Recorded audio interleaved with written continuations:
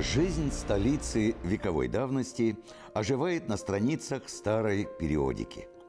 Вот газета «Вперед» от 9 марта 1919 года. В рубрике «Уфимская жизнь» некий В.П., вероятно, захотевший выступить инкогнито, пишет о концерте, прошедшем в лазарете. 5 марта, говорится здесь, в бывшем дворянском собрании состоялся концерт для раненых и больных красноармейцев.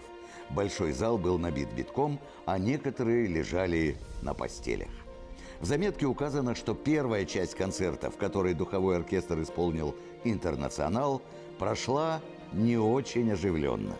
Однако во второй части гармонисты, балалаечники и певцы были приняты на ура. В финале праздника была исполнена революционная песня «Варшавянка».